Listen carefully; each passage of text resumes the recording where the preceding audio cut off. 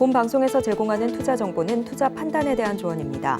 방송에서 제공하는 주식의 가치, 가격 상승 및 하락에 대해서는 방송사에서 보장하지 않습니다.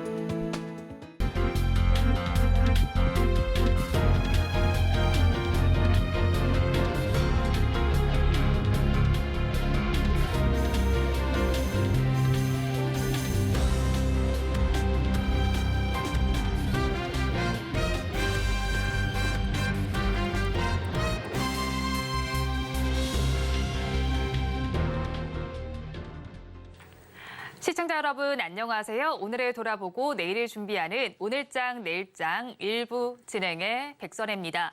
국제 유가가 최고치로 올라갔다라는 소식 속에 뉴욕 증시를 모두 하락세로 마감을 했습니다.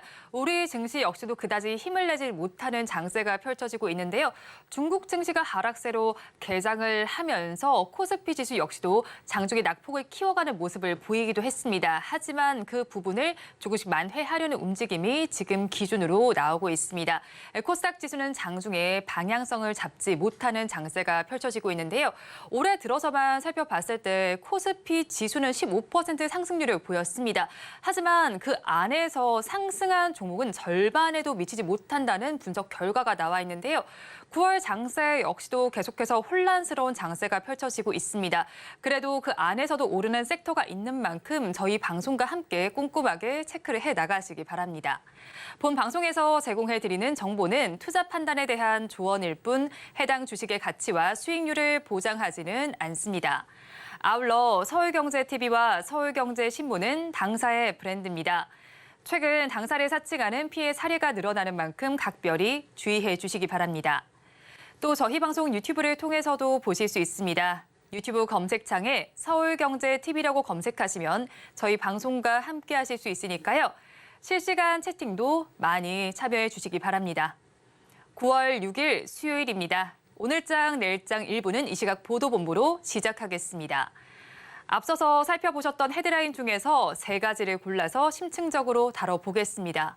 오늘은 보도국의 박세아 기자와 함께합니다. 어서 오세요. 네, 안녕하세요. 첫 소식부터 알아보도록 하겠습니다. 국제유가가 올해 처음으로 장중 배럴당 90달러를 돌파했습니다. 물가 상승을 자극하는 것이 아니냐는 우려가 나오고 있는 상황인데 관련 내용 좀 짚어주시죠. 네, 현지 시각 5일 국제 원유 시장에서 브렌트유는 전 거래일 대비 1.2% 상승한 배럴당 90.04달러에 거래를 마쳤습니다. 지난해 11월 이후 처음으로 배럴당 90달러를 돌파한 겁니다. 서부 텍사스산 원유는 전일보다 1.3% 오른 배럴당 86.69달러에 마감하면서 10개월 만에 최고치를 기록했습니다. 사우디아라비아와 러시아의 원유 감산 연장 결정이 영향을 미친 것으로 보이는데요. 사우디 에너지부는 지난 7월부터 이어진 하루 100만 배럴 규모의 감산 정책을 12월까지 연장한다고 밝혔습니다. 러시아도 하루 30만 배럴의 감산 정책을 올 연말까지 연장할 계획입니다. 원유 감산 정책을 연장한 이유를 살펴봐야겠는데요. 네, 이번 감산 결정에는 이 중국 경기 불안이 영향을 미쳤다는 분석이 나옵니다. 글로벌 원유 최대 수요국 중 하나인 중국의 경제가 나아질 기미가 보이지 않으면서 이 감산 결정으로 이어진 건데요. 문제는 국제유가가 다시 뛰면 겨우 잡히던 글로벌 인플레이션이 반등할 우려가 있습니다. 또 미국 연방준비제도의 피벗도 늦춰질 가능성이 있습니다. 현재로서는 이 국제 유가가 상승하고 또 고물가, 고금리 상황이 장기화될 가능성에 직면해 있다고 볼 수 있습니다.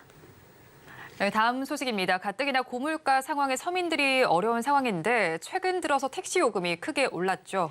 네, 통계청에 따르면 지난달 택시료 지수가 120.19로 1년 전보다 19.1% 상승했습니다.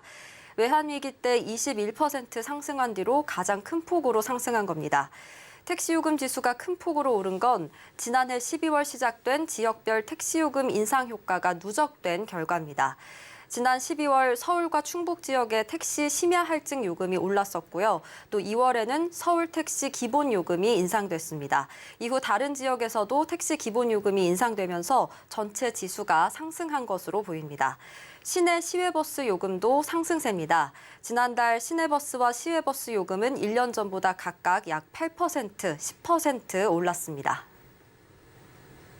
대중교통 요금이 상승한다면 공공서비스의 비용에도 좀 영향을 미칠 것 같은데요. 네, 이 공공서비스 물가도 이 택시요금 인상이 영향을 미치면서 1년 전보다 1.7% 올랐습니다. 2021년 10월 이후 1년 10개월 만에 가장 큰 폭으로 오른 거고요.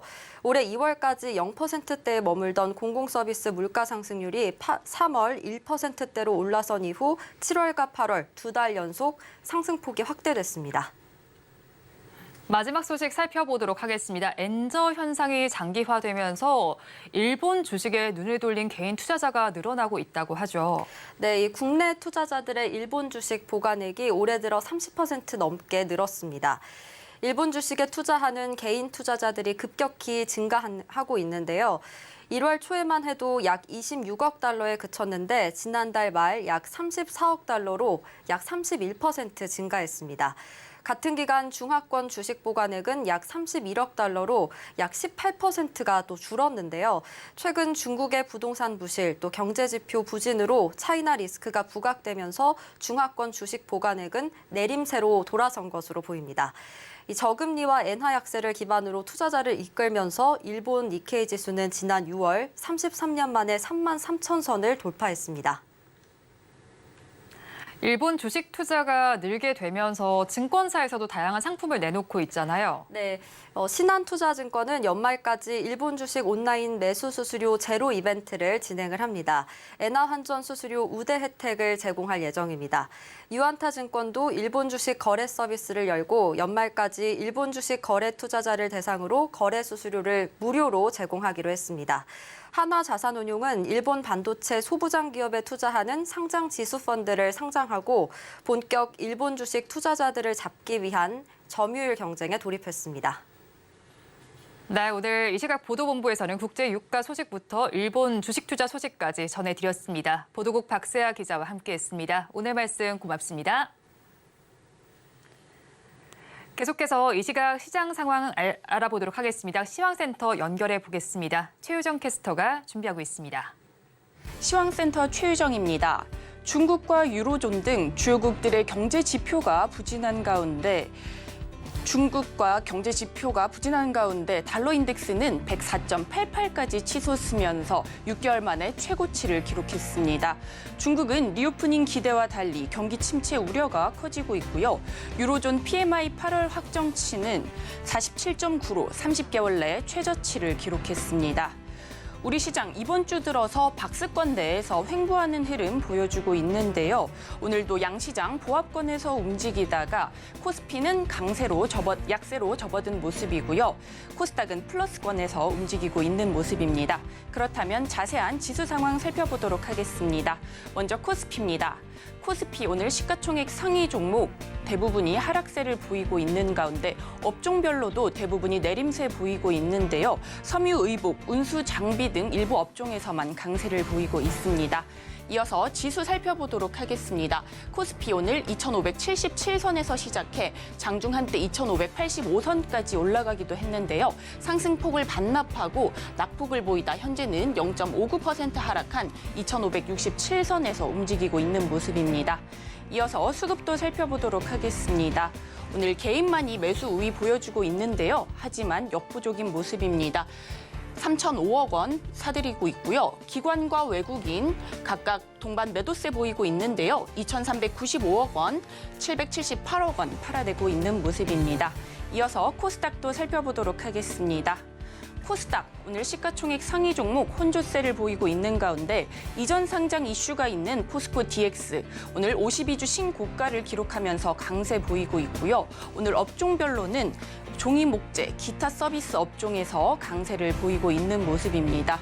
오늘 코스닥 어제 이어서 강보합권에서 움직이고 있고요. 현재 0.36% 증가한 924선에서 움직이고 있는 모습입니다. 이어서 수급도 살펴보도록 하겠습니다. 오늘 개인만이 매수 우위 보여주고 있고요. 제조업 쪽에서 강한 매수 흐름 이어나가고 있는 모습입니다. 467억 원 사들이고 있고요. 기관과 외국인 각각 128억 원, 323억 원 팔아내고 있는 모습입니다. 이어서 오늘의 특징 섹터 살펴보도록 하겠습니다. 먼저 대마 관련주입니다. 미국 정부가 대마의 위험 등급을 낮추는 방안을 논의하고 있는 가운데 콜로라도주 주지사가 이를 지지하고 나서면서 대마 관련주 일제히 상승세 보여주고 있습니다.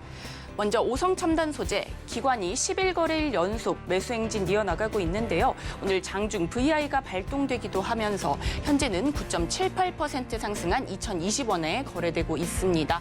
화일약품, 오늘 장중 9.81%까지 상승하기도 했는데요. 하지만 현재는 상승폭을 일부 줄여가면서 2.8%대 상승세 보이고 있습니다. 이어서 다음 특징 섹터도 살펴보도록 하겠습니다.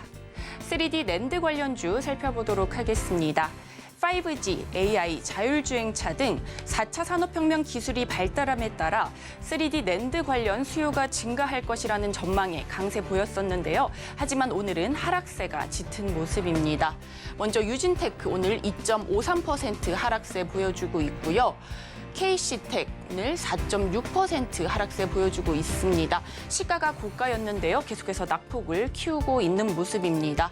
이어서 테크윙도 오늘 4%대 하락세 보이고 있습니다. 이상 오늘장 시황 살펴봤습니다. 남은 오후장도 저희와 계속 함께 하시면서 현명한 투자 전략 세워가시기 바라겠습니다. 이상 시황센터 최유정이었습니다.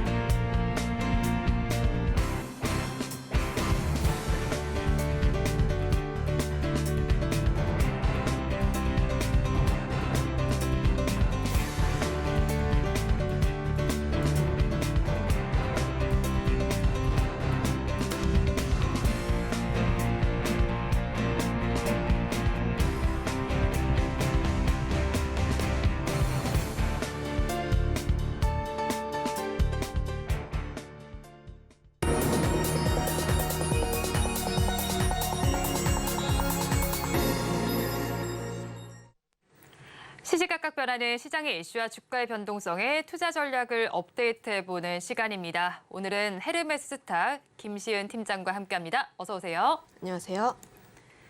팀장님과 이야기 나눠볼 뉴스 화면을 통해서 살펴보겠습니다.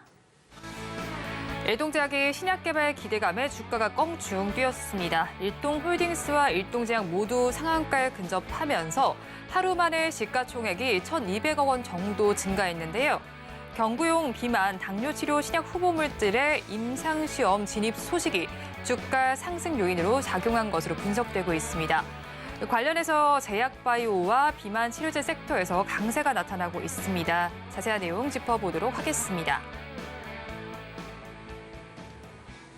오늘도 시장은 혼조 양상을 보이고 있습니다. 그런 가운데에서도 제약바이오 섹터로는 좀 매기가 쏠리고 있는 것으로 보이는데요. 이 주가가 상승하는 동력은 무엇일까요? 제약바이오 전반적으로 강세 흐름들을 보여주고 있긴 한데 전통 바이오라고 할 수 있는 셀트리온이라든지 삼성 바이오로직스 같은 경우는 음봉을 좀 그려내고 있고 오히려 지금 바이오 섹터를 견인하고 있는 쪽은 비만이라든지 AI 의료 이쪽입니다. 비만 치료제 관련했을 때는 노보노디스크가 유럽 시장에서 시총 1위를 달성을 했다는 소식에 더해서 강세 흐름들을 보여주고 있다고 보시면 좋을 것 같은데, 관련했을 때 뭐 일동홀딩스라든지 뭐 일동홀딩스 같은 경우에는 상한가, 나이백이라든지 펩트론 이런 관련주들의 강세 흐름들도 계속 보여주고 있고요. 특히 AI 의료 같은 경우도 강한 상승세가 보여주고 있긴 한데, 전거래일에 루닛이 너무 강했습니다. 네. 루닛이 너무 강하게 나와주고 있는데, 뷰노 같은 경우도 오늘 견조하게 상승을 하려는 흐름들을 보여주고 있고, 그거에 따라서 후속주라고 할 수 있는 뭐 딥노이드라든지 이런 쪽에 대해서 좀 순환매가 들고 있다고 보시면 좋을 것 같은데, 딥노이드 같은 경우는 좀 박스권을 뚫고 올라가는 모습을 보여주고 있어서 사실상 AI 의료 관련했을 때 조금 더 집중을 해보시면 좋은 종목이 딥노이드다라고 보시면 좋을 것 같고요. 특히 AI라고 붙어 있는 기업들이 되게 잘 나가요. 네. 바이오 섹터에서는 뭐 진단 의료 이런 쪽뿐만 아니라 플랫폼 기업도 굉장히 핫하게 움직이고 있습니다. 뭐 신테카 바이오라든지 파로스 아이 바이오 같은 경우도 보면은 최근 들어서 우상향 기조가 계속 나오고 있고, 특히 오늘 같은 경우는 바이오 섹터의 강세 흐름에 더해서 이런 쪽에 대해서 강세 흐름들이 전반적으로 나오고 있어서 지금 시장에서 바이오 섹터 쪽에서 가장 관심 있게 보고 있는 쪽은 비만 그리고 AI다, 이렇게 정리하겠습니다. 네, 제약 바이오 쪽도 좀 흐름이 있는 것 같아요. 전통적인 제약 바이오주보다는 뭐 비만과 당뇨 그리고 AI 쪽으로 눈을 좀 돌려볼 시기일 것 같은데요. 그런 만큼 일동제약과 일동홀딩스가 지금 장중에 굉장히 좋은 모습을 보이고 있습니다. 특히나 일동홀딩스 같은 경우에 지금도 상한가를 기록하고 있는데요. 사실 뭐 비만, 당뇨 신약 후보 물질이 위고비 계열인 걸로 알고 있어요. 그렇다면 지금의 상승세를 가지고 저희가 투자 전략은 어떻게 가져가면 좋을까요? 사실 지금 투자를 하시는 분들 같은 경우는 바닥권에서 올라왔고, 그리고 지금 첫 상승이기 때문에 추가적으로 볼 여지는 있습니다. 네. 왜냐하면 지금 시장 자체가 스토리에 조금 더 집중을 하고 있거든요. 물론 우리나라 뭐 기업 관련했을 때 비만 치료제라든지 실적이 나오는 쪽은 많진 않아요. 이것도 사실 기대감 때문에 오르고 있다고 보고 있는데, 최근 들어서 시장의 흐름들을 보면은 성장성에 초점을 맞추고 있습니다. 네. 그동안 뭐 움직였던 테마들을 좀 보면 뭐 자율주행이라든지 AI 이런 쪽인데, 실제로 관련 섹터 내에서 실적을 내는 기업이 많지는 않아요. 하지만 사람들을 열광을 하고 있죠. 이제부터 관련 시장에 대한 성장성에 조금 더 초점을 맞춰주고 있고, 지금 실적보다 더 나은 실적을 낼 거라는 기대감이 덧붙이게 되면서 앞으로 더 성장할 수 있는 시장에 조금 더 초점을 맞추고 있다. 그거에 따라서 지금 현재 실제로 실적을 내고 있는 뭐 엔터라든지 자동차 이런 쪽이 조금 소외를 받고 있기 때문에 네. 당분간 당뇨라든지 비만 치료제 이런 쪽에 대해서는 긍정적인 흐름이 더 연출되지 않을까, 이렇게 보고 있고요. 지금 사진을 보면은 비만 치료제 시장이 계속해서 성장해 나가고 있습니다. 네. 비만 치료제 같은 경우는 쇼티지가 계속되고 있죠. 아무래도 단가도 몇백만 원입니다. 몇백만 원인데 네. 쇼티지가 굉장히 많이 나올 만큼 수요가 굉장히 많이 나오고 있다고 보시면 좋을 것 같은데, 사실 뭐 사람 뭐 비슷할 것 같은데 운동해서 빼는 것보다 주사 맞아서 빼는 게 더 쉽게 네. 나오고 있고, 한 10%에서 20% 정도의 이제 체중 감량이 나오는 유의미한 결과가 나오고 있기 때문에 앞으로 이 시장 같은 경우에는 계속해서 성장해 나갈 수밖에 없다고 보고 있고, 특히 이 치료제 자체가 비만에만 효과가 있는 게 아니라 뭐 심근경색이라든지 이런 네. 쪽으로도 효과가 있기 때문에 앞으로 이 시장뿐만 아니라 다양한 시장 쪽으로도 접목을 할 수 있다면 앞으로 이 부분에 대해서는 뭐 긍정적일 수밖에 없다. 특히 글로벌 빅파마들이 비만 치료제에 대해서 관심을 갖고 있는 이유가 있다고 보고 있는데, 빅파마들이 관심을 갖는 것은 우리로 치면은 빅테크 기업들이 AI 쪽에 관심을 갖는 거랑 좀 비슷합니다. 뭐 구글이라든지 아마존이라든지 AI 쪽에 굉장히 많이 관심을 갖고 있고, 앞으로 그쪽 시장이 성장을 할 수 있을 것이다라고 전망을 하는 게, 그쪽에 대해서 투자를 굉장히 많이 하고 있고 수요도 굉장히 많이 나오고 있잖아요.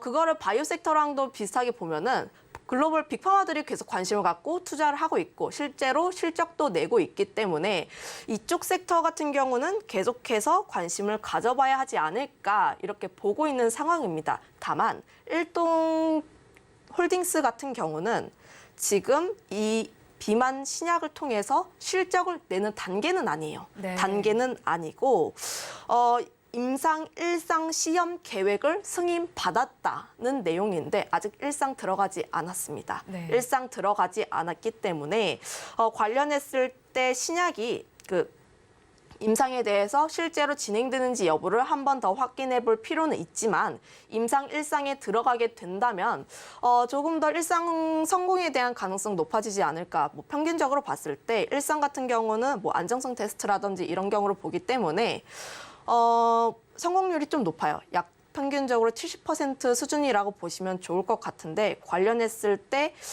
임상에 대한 이야기가 다시 한번 더 나왔을 때 주가가 변동할 수 있다는 점 한번 말씀드려보도록 하겠습니다. 네, 글로벌 빅파마들이 비만 치료제 관련해서 관심이 많습니다. 근데 일동제약과 일동홀딩스 같은 경우에는 지금 임상 1상을 좀 진행하고 있는데 앞으로 임상이 어떻게 진행될지도 계속해서 살펴보시면 좋겠습니다. 일단 한편 또 올릭스의 경우에는 지난 거래일의 장 마감 후에 시간의 거래에서 굉장히 급등세를 보이기도 했고요. 지금 살펴보니까 24%대 급등 양상을 보이고 있습니다. 비알코올성 지방 간염 치료제를 또 비만 치료제로 사용할 수 있는 가능성을 확인을 하면서 위고비가의 또 병용요법을 진행하고 있는 걸로 알고 있고요. 거기에 뭐 탈모와 황반변성 같은 것도 파이프라인을 보유하고 있잖아요. 그렇다면 가지고 계신 분들께서 전략 어떻게 짜면 좋을까요? 매수 단가가 어딘가에 따라서 조금 달라질 것 같은데 우선 지금 현재 주가의 추이로 봤을 때는 바닥권에서 지금 턴을 하고 있고 특히 120선 이평선을 딛고 거래량을 동반해서 올라가고 있거든요. 네. 그리고 지금 올릭스가 올라가고 있는 모멘텀 자체가 비만이라는 점입니다. 비만 치료제에 대한 점도 올릭스가 이번에 각광받으면서 관련주로 편입이 되었다는 점이 굉장히 긍정적이다라고 보여지고 있는데 그렇게 된다면 비만 치료제, 특히 미국이라든지 유럽 쪽에서 이슈가 나올 때마다 다시 한번 변동 가능성이 있을 수 있기 때문에 지금 보유자분들 같은 경우에는 조금 더 보유를 해도 좋다라는 의견 드려보도록 하겠고요. 다만 이제 신규로 접근하시는 분들 같은 경우는 조금 더 주가의 추이를 지켜볼 필요는 있다 이렇게 판단을 하고 있는데 아무래도 오늘 뭐 비만 치료제를 비롯해서 바이오 섹터의 흐름이 좋긴 합니다. 그런데 이 바이오 섹터의 연속성이 과연 언제까지 지속이 될 수 있을지에 대해서도 한번 생각을 해볼 필요가 있는데 물론 바이오 섹터 같은 경우는 움직일 수는 있어요.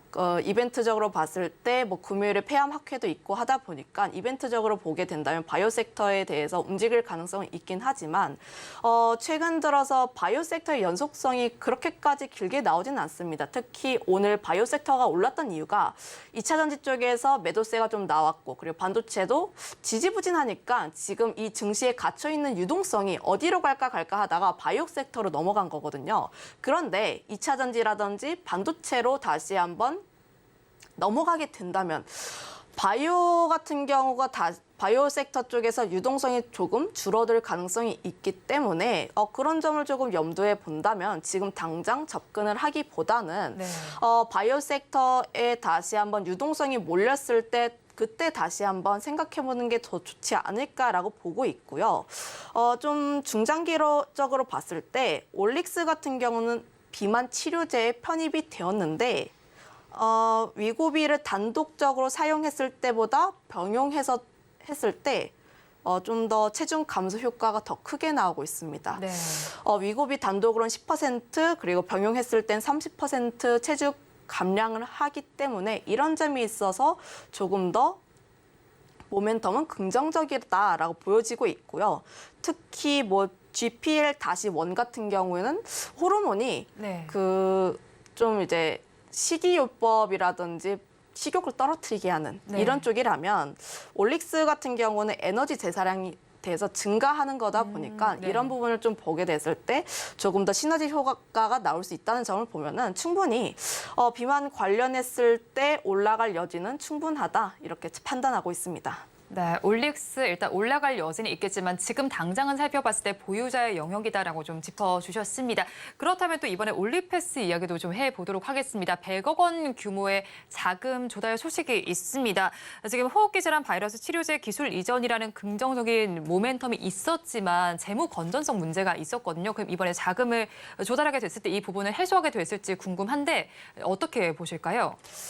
올리패스 같은 경우가 뭐 실적이 그동안 좋지는 않았어요. 네. 그동안 좋지 않아서 뭐 자금 조달이라든지 뭐 유상증자 전환 사채 통해서 자금 조달을 진행한 부분 때문에 오늘 좀 주가가 오르고 있긴 한데 관련했을 때 이 기업에 대해서 뭐 이 기업이 나쁘다는 건 아닌데 실적이 나오는 걸 조금 더 확인해 볼 필요는 있다 이렇게 판단을 하고 있습니다. 물론 자금 조달을 통해서 지금 진행하고 있는 뭐 시험이라든지 관련했을 때 긍정적인 성과가 나올 수 있어요. 하지만 바이오 섹터에 대해서 조금 더 주의 깊게 필요한 점이 임상 결과에 따라서 주가의 변동성이 너무 심하다는 점. 네. 임상이 잘 진행이 돼서 긍정적인 결과가 나오고 그리고 기술 이전을 하게 된다면 긍정적입니다. 이런 시나리오는 굉장히 긍정적이긴 한데 다만 그 임상이 잘 진행이 안 됐을 수도 있다는 가능성도 한번 염두를 해볼 필요가 있다고 생각을 하고 있고요.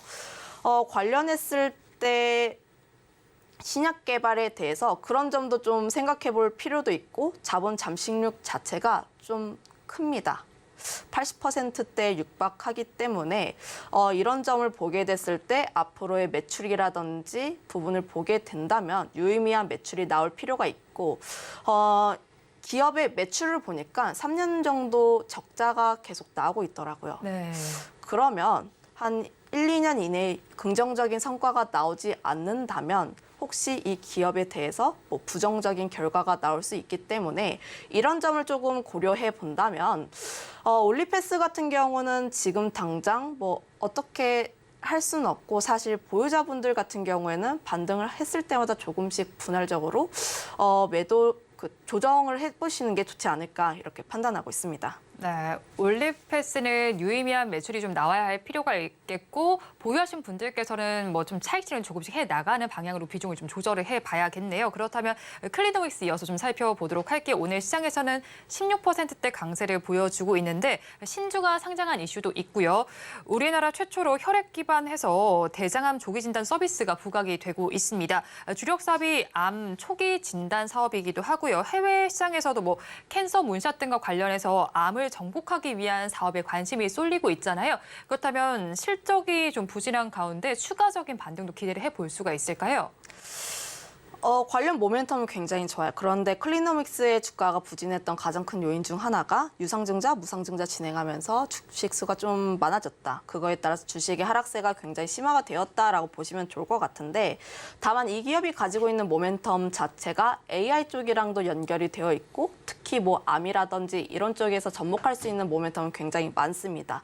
그거에 따라서 테마가 뭐 AI라든지 암이라든지 이런 테마가 돌았을 때 주가의 반등은 나올 수 있다고 판단을 하고 있긴 한데 다만 지금 당장 적극적으로 들어가시기보다는 조금 더 상황을 지켜볼 필요가 있다는 점. 오늘 같은 경우도 보면은 갭 뛰어서 하락한 부분을 회복하는 모습들을 보여주고 있고 그리고 60선을 닿기 전에 약간의 윗꼬리가 나왔기 때문에 지금 당장 클리노믹스의 주가의 향방을 좀 결정을 짓기보다는 이 기업에 대해서 조금 더 관심 있게 관찰할 필요가 있다. 이렇게 정리를 드릴 수밖에 없을 것 같아요. 네, 조금 더 관심 있게 기업을 지켜볼 필요가 있다라고 정리를 해주셨네요. 그렇다면 오늘 탑픽 종목은 어떤 걸로 가지고 오셨을까요?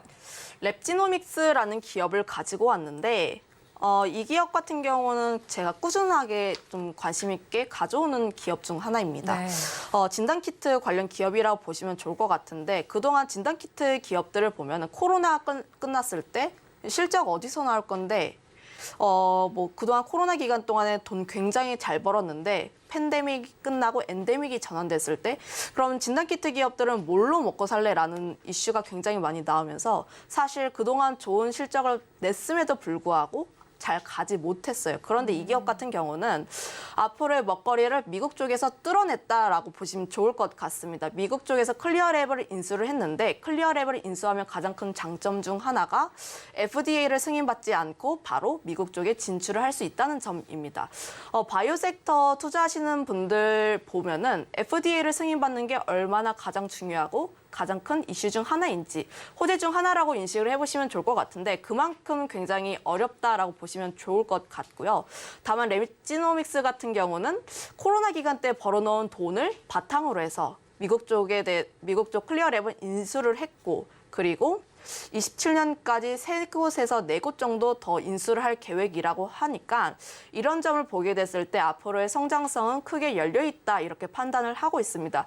2분기 실적 같은 경우에도 긍정적으로 나왔는데 하반기 실적 같은 경우에는 미국 클리어랩을 인수하게 되면서 연결 실적으로 반영이 되기 때문에 하반기 실적 같은 경우도 굉장히 큰 폭으로 늘어날 수 있다는 점을 보면은 랩지노믹스 같은 기업은 지금 봐도 괜찮은 기업이다 이렇게 판단을 하고 있고요. 특히 뭐 대주주가 뭐 10억 원 규모로 이제 매수를 하거나 하는 식으로 하고 있기 때문에 앞으로의 성장성도 크게 기대가 된다 이렇게 보고 있습니다. 네, 지금까지 헤르메스 스타 김시은 팀장과 함께했습니다. 오늘 말씀 고맙습니다.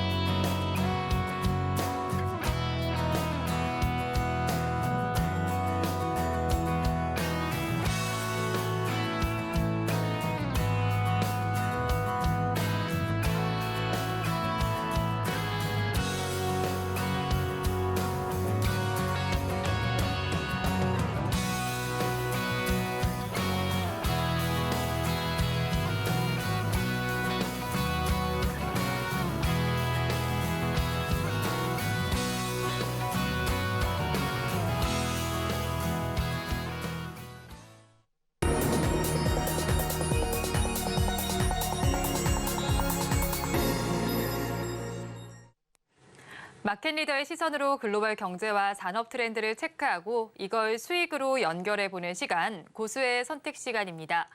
오늘은 리더스 인덱스의 박주근 대표와 함께합니다. 어서 오세요. 네, 안녕하세요. 대표님과 이야기 나눠볼 주제 화면을 통해서 살펴보겠습니다. 연초 시장을 화려하게 장식했다가 휴지기에 들어갔던 로봇주가 최근 화려하게 귀환을 했습니다. 그러면 하반기에 주도주로 등극할 수 있을지 자세한 이야기 나눠보도록 하겠습니다.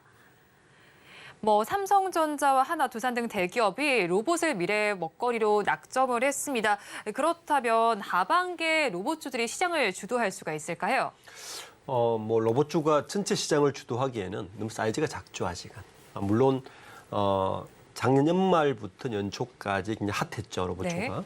핫하다가 조금 침체기에 들어갔다가 최근에 삼성전자가 들어간다든지 하나그룹이 대기업들이 일단 하고 거기에다가 10월 말이면 두산 로보틱스가 IPO까지 호재거리가 있으니까 전체적으로 시장에 대한 호재거리는 분명히 있는데 이게 다 들어오더라도 시장 사이즈 자체가 2차 전지라든지 바이오라든지 이 정도 규모의 하나의 섹터로 크게 정도 사이즈가 안 되기 때문에 주도주라 보기보다는 다시 조금 어느 정도 상승할 수 있는 여력은 있다. 이렇게 보는 게 맞을 것 같습니다. 네, 주도주로 자리를 하기보다는 지금 상승할 여력이 있다라고 말씀을 전해주셨는데 그렇다면 로봇주가 주도주로 좀 안착을 하기 위해서는 어떤 요인이 뒤따라야 할까요?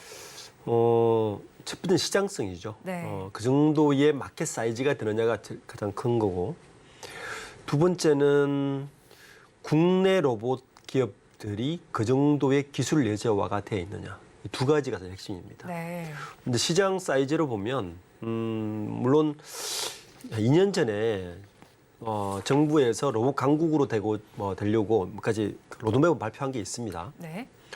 재밌는 거는 이게 로봇 시장이 크게 그 제조 로봇 시장이 있고, 그러니까 산업 로봇 시장이 있고, 네. 서비스 로봇 시장이 있고, 뭐 이런 시장들 좀 구분돼 있는데 우리나라가 이 제조 로봇 시장은 꽤 강국이에요. 보통 이게 로봇 밀도라고 그러는데 로봇 밀도라 그러면은 인구 10,000명당 로봇대가 몇 대 정도 있느냐를 가지고 그러니까 제조업 종사자의 10,000명당 로봇 대수를 가지고 로봇 밀도라고 하는데 우리나라가 710대거든요. 네. 그런데 세계 평균이 85대예요. 10배 정도 높죠. 굉장히 높은데 문제는 이게 이 로봇 밀도가 특정 산업에만 몰려 있다는 겁니다. 전기 전자나 자동차 산업에 몰려 있어서 그 뿌리 산업인 뭐 섬유라든지 이런 생산 혁신이 필요한 쪽에 아직 가지가 않아서 요게 이제 정부에서 좀 혁신을 하고자 하는 한 축이고 네. 또 하나의 축은 서비스 로봇 산업입니다. 이 산업은 지금은 되게 시장 초기예요. 지금 시장 초기 단계지만 굉장히 빠른 성장을 예상하고 있어요. 왜냐하면 팬데믹이 일어나고 나서 이 서비스 로봇 시장이 필요성을 많은 선진국에서 느끼고 있습니다. 그러니까 네. 이 시장이 급속하게 커지고 있어서 지금 우리가 아까 시장 주도주로 갈 거냐 말 거냐의 그 문제는 사실은 저 서비스 로봇 산업 네. 쪽이에요. 지금 전체로 보시면 시장 사이즈가 원래 제일 위에 보이는 가장 옅은 색이 지금 서비스 로봇 시장이거든요. 네.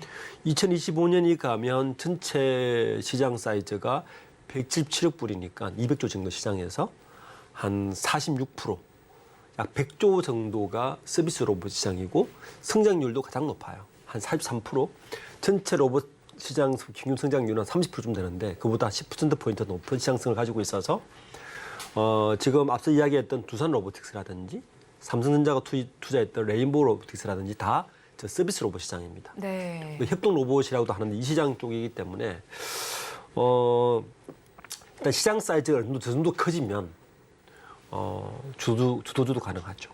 왜냐하면 전기차 시장이 뭐 200조 정도 되니까 저것도 어느 정도 시장성이 네. 담보되기 시작하면 주도주로 성장할 가능성이 꽤 높을 수 있죠. 네, 일단 로봇주에 대해서 시장성과 기술 내재가 관건으로 보이는데 시장이 점점 커진다면 주도주로 자리를 잡을 수도 있을 것 같습니다. 일단 로봇은 앞서서 대표님께서 설명을 해주신 것처럼 용도에 따라서는 산업용과 서비스용으로 나뉘게 되는데요. 특히나 이제 뭐 삼성이나 두산, 현대차 같은 경우에는 협동 로봇에 조금 더 관심을 갖고 있는 것 같아요. 실제로 좀 살펴보면 협동 로봇 비중이 지금에 비해서 2032년에는 32%대까지도 늘어날 것 네. 같은데 대기업들이 이렇게 협동 로봇에 조금 더 힘을 싣게 되는 이유는 어디서 찾을 수 있을까요? 접근성이 좋죠. 첫 번째는 왜냐하면 뭐 지금은 우리가 뭐 시중에서 많이 볼 수 있어요. 네. 일단 커피숍 가면 로봇팔이 커피를 태워주는 정도, 요 정도 시장인데 네. 사실은 그 로봇이 커피를 태워주는 것도 그 커피를 만들어주는 것도 가보면 박스 안에 들어가 있잖아요. 큰 박스 안에 들어가 네. 있어서 사람이 접근을 못하게 되는데 엄밀하게 말하면 그건 협동 로봇이 아닙니다. 그 협동 로봇과 산업용 로봇 차이는 뭐냐면 산업용 로봇은 근처에 작업자가 가지를 못합니다. 위험해서. 네, 네. 보통 이제 자동차 공장 같은 데가 많죠. 네. 용접을 한다든지 반경이 되게 넓고 무게가 되게 많은 것들을 네. 사람들이 접근하지 못하도록 어느 정도 펜스를 치놓고 안전문제 때문에 이게 이제 산업용 로봇이고 협동 로봇은 뭐냐면 사람이 하는 일을 보조해 주는 역할입니다. 네. 그러니까 전혀 다른 개념이고 그러다 보니까 이 산업용 로봇과 달리 안전 공간을 확보해 줄 필요도 없고 그리고 사람과 함께 공간에서 같이 움직이기 때문에 투입 인력이 최소화되면서 기존 산업용 로봇과 달리 그 산업용 로봇은 딱 공장에만 적용 가능하잖아요. 네. 근데 협동 로봇은 적용 분야가 굉장히 다양해지는 거죠. 예를 들어서 뭐 최근에 보면 치킨을 만든다든지 네. 뭐 설거지를 한다든지 뭐 가정 생활에서도 좀 더 발전하면 빨래를 이렇게 해준다든지 설거지를 해준다든지 네. 정도 같이 일상생활이나 서비스 산업에 굉장히 빠르게 보급될 수 있어서 요즘 뭐 가면 대표적인 예로 서빙해주는 로봇 같은 것도 네. 대표적인 거죠. 이런 시장이라서 일단 시장 접근성이 되게 낮고 파급력이 되게 빨리 갈 수 있다. 네. 그리고 우리가 팬데믹 때 전 세계적으로 느낀 것 중에 하나가 이 노동시장에서의 서비스나 이런 노동시장에서의 팬데믹이 발생했을 때 유연성이 되게 떨어진다는 걸 발견하고 이 협동 로봇 시장을 좀 더 빨리 도입해야 되겠다는 게 니즈가 굉장히 커졌어요. 네. 그러다 보니까 지금 보는 것과 같이 기존 산업용 로봇 시장보다 굉장히 급속도로 빨리 성장할 수 있는 포텐셜을 가지고 있다. 그래서 협동 로봇 시장을 주목하고 있는 겁니다. 네, 시장에 조금 더 접근하기 쉽고 활용성도 많이 높은 그렇죠. 만큼 또 이제 관심이 가는데 거기에 코로나19 팬데믹을 겪으면서 많이 네. 체감을 하게 된 것 같습니다. 그럼 글로벌 전반으로 좀 살펴보도록 할게요. 사실 협동로봇 시장을 살펴보면 덴마크가 가장 큰 비중을 차지하고 있어요. 굳건하게 1위 자리를 차지하고 있고 그 뒤를 이어서 뭐 우리나라나 뭐 중국, 일본, 뭐 대만까지 있는데 2위 자리를 놓고 좀 각축전을 벌이고 있어요. 그렇다면 우리나라 내에서는 또 협동로봇 하면은 좀 시장에서 주도적 위치를 차지하는 곳이 어디라고 봐야 할까요? 지금 글로벌 시장 보시는 바와 같이 뭐 덴마크의 유니버설 로봇이 압도적입니다. 네. 마켓 셔 넘버 원이고요. 두 번째 강자가 일본의 화낙입니다. 사실은 화낙이 2위 정도 하고 있고 대만 테크노맨보다는 일본의 화낙이 훨씬 더 강자일 네. 수로 볼 수 있고 중국이 굉장히 빨리 따라오고 있어요. 중국의 아오보가. 근데 사실 탑 10 안에 우리나라 기업이 안 들어가 있어요. 네. 두산 로보틱스가 그나마 따라가고 있는데 아직 매출 규모가 너무 작아서 국내 시장으로 돌아보면 국내는 이제 아까 산업용 로봇은 강자가 하나 있죠. 현대중공업, 네. 현대 HD 현대로보틱스가 하나가 있고 뭐 산업용 2084년 총 84년도에 세워졌으니까 꽤 오래됐고요. 이제 두산 로보틱스가 그나마 이제 협동 로봇 시장에서 국내 강자인데 1위를 하고 있으니까 2015년에 설립되고 역사 짧아요. 그런데 어쨌든 국내 시장에서는 점유율 1위이고 이제 시장이 커지다 보니까 빠른 투자가 필요해서 이번에 IPO를 하는 거거든요. 네. 두 번째는 뭐 워낙 이 시장에서 유명했던 레인보우 로보틱스죠. 네. 삼성전자가 그 레인보우 로보틱스에다가 올해 2번에 걸쳐서 지분을 매입해서 2대 주주로 올라서면서 거기다가 이재용 회장이 향후 삼성전자의 미래 먹거리로 로봇 산업을 찍었기 때문에 네. 지금 두산 그 레인보우 로보틱스가 굉장히 지금 주가가 지금 급상승하고 있는데 차이점은 두산 로보틱스는 원래 IPO를 하지만 네. 작년 결산 기준으로 여전히 적자입니다. 투자가 필요한 것이고 레인보우 로보틱스는 일종의 스타트업, 가이스트 출신들이 만든 기업인데 네. 스타트업 기업인데 불구하고 이미 흑자로 돌아섰고 그리고 라인업 자체가 물론 두산 로보틱스가 가지고 있는 모델 플랫폼이 한 13개 되는데 네. 레인보우 로보틱스는 그보다 작은 그 모델 플랫폼을 가지고 있어요. 8개인가 7개밖에 안 가지고 있긴 한데 훨씬 더 적용성에서 낫다고 판단하고 있는 것 같습니다. 네. 예를 들어서 물류창고, 택배 운반, 네. 용접, 튀김기 이렇게 지금 가지고 있어서 네. 이게 이제 로봇들의 플랫폼이거든요. 네. 우리가 자동차 기업들, 완성차 기업들을 볼 때 그 회사가 얼마나 강하냐를 보려면 사실은 바디 플랫폼을 보거든요. 네. 그 같은 플랫폼에서 몇 개 차를 생산할 수 있는 바디 네. 플랫폼을 보는데 그래서 전기차에서 완성차 업체가 굉장히 많지만 네. 전기차 전용 플랫폼을 가지고 있는 곳이 몇 군데 안 되고 세 군데밖에 안 되거든요. 네. 그중에 현대차가 있기 때문에 강한 거란 말이에요. 이 로봇 라인업도 마찬가지로 이 라인업이 되게 중요합니다. 그러니까 레인보우 로보틱스는 좀 더 서비스 로봇에 좀 더 맞는 라인업을 많이 가지고 있다. 그게 이제 삼성전자에서 주목했던 점이고 그러다 보니까 적용을 빨리 하죠. 그래서 지금 레인보우 로보틱스가 계속 주가가 오르고 있고 이게 2021년까지만 해도 적자였어요. 네. 굉장히 작은 기업이었어요. 매출 90억에 적자 10억이었어요. 그런데 작년에 매출액이 130억을 넘으면서 영업이익을 10% 남겼어요. 네. 이 부분에 좀 주목할 필요가 있고 영업이익을 남겼다는 이야기는 어느 정도 라인업이 안정화되었다. 시장도 이미 어느 정도 있다. 이렇게 볼 수 있기 때문에 네. 거기에다가 삼성전자가 들어가면서 주가가 좀 굉장히 좋게 평가받고 있는 것 같습니다. 네, 그럼 조금 더 레인보우 로보틱스 쪽에 조금 더 관심을 가져보면 좋겠다라는 말씀이신 거네요. 네, 그렇다면 사실 또 로봇하면 많은 부품도 사용이 되잖아요. 그럼 밸류체인 중에서 좀 더 주목을 해볼 만한 곳은 어딜까요? 저는 2개의 부품을 좀 주목하고 있는데요. 네. 첫 번째는 감속기입니다. 그리고 두 번째는 서버 모터라고 하는 부품인데 네. 이 2개의 부품사를 주목하는 이유는 첫 번째 국산화가 많이 안 돼 있어요. 그리고 이 2개 부품 특징이 뭐냐면 다 소모품입니다. 네. 그러니까 많이 보급되면 보급될수록 이 소모품의 수량이 많겠죠. 계속 갈아줘야 되는 그렇죠. 거잖아요. 그러니까 네. 두 가지 포텐셜이 있는 거죠. 원래 감속기는 세계적으로 제일 강한 기업이 일본의 하모닉 드라이 네. 이 버시스템이라는 곳이 있어요. 이게 그 독점하다시피 하는데 최근에 국산 기업 한 두 곳이 계속 이 국산화를 바꿔가고 있어요. 네. 그리고 감속기의 특징은 지금 우리가 소위 말하는 이게 이제 일종 베어링 같은 네. 제품이에요.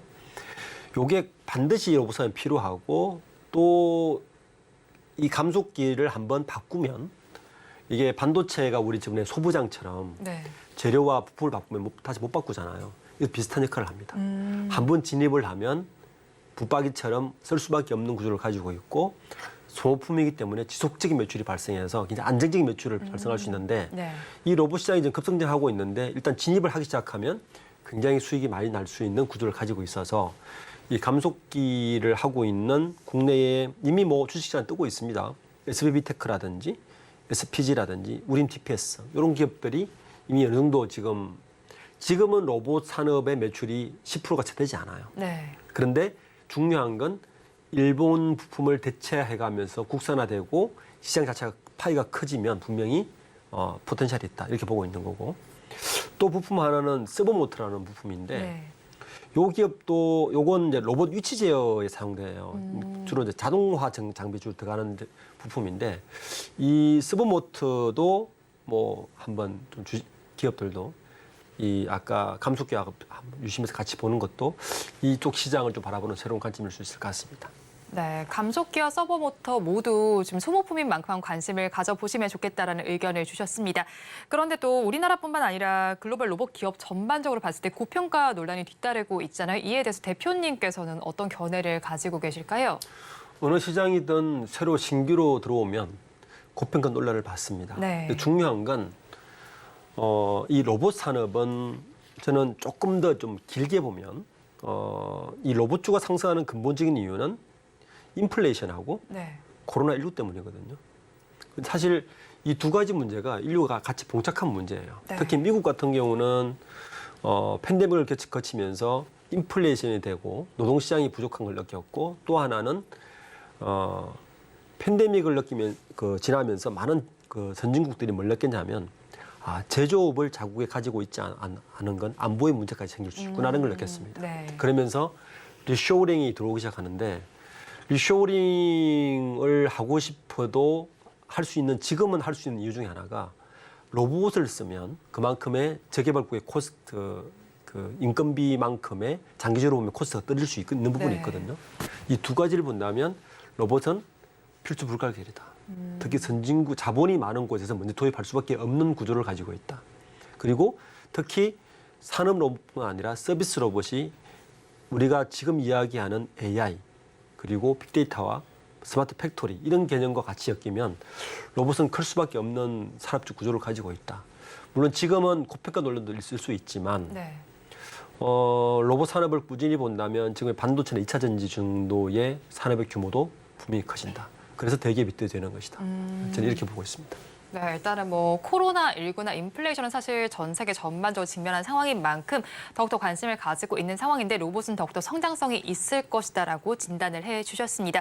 그렇다면 또 앞서서 말씀을 해주신 것처럼 로봇주 내에서도 레인보우 로보틱스가 더욱더 두각을 나타내고 있습니다. 뭐 삼성전자 효과 덕분인데 그러면 실적과 성장성에 대해서는 어떻게 평가를 하고 계실까요? 실적은 우선 말씀드렸고요. 네. 그러니까 2021년까지 적자였는데 작년부터 흑자로 돌아섰다. 두산 네. 로보틱스는 아직 여전히 적자다.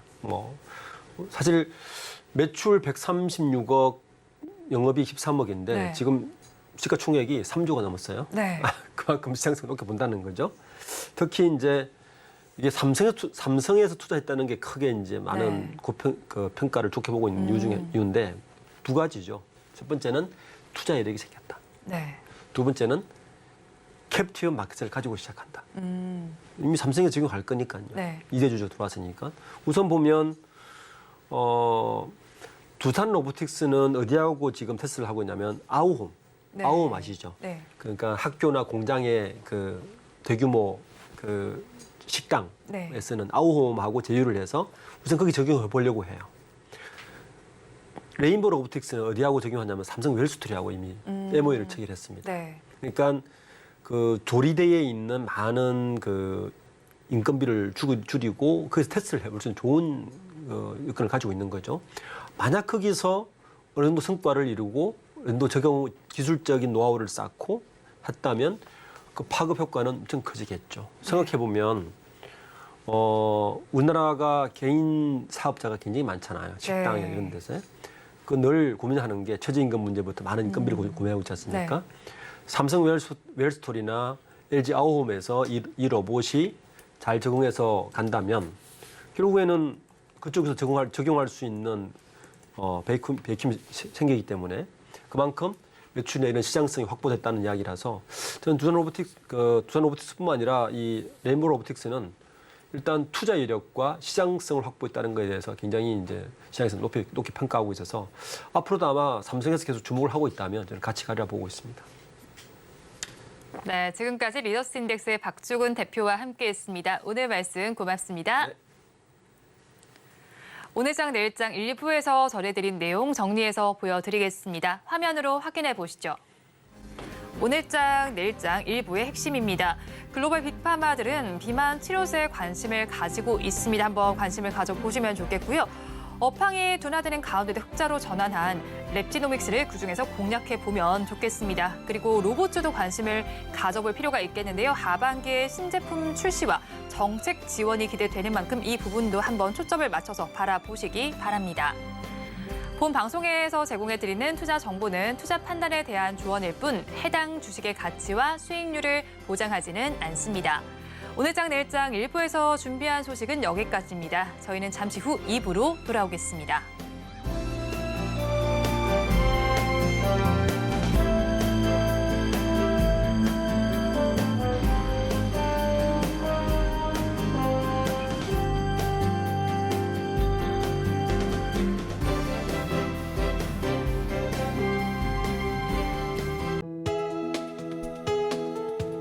본 방송에서 제공하는 투자 정보는 투자 판단에 대한 조언입니다. 방송에서 제공하는 주식의 가치, 가격 상승 및 하락에 대해서는 방송사에서 보장하지 않습니다.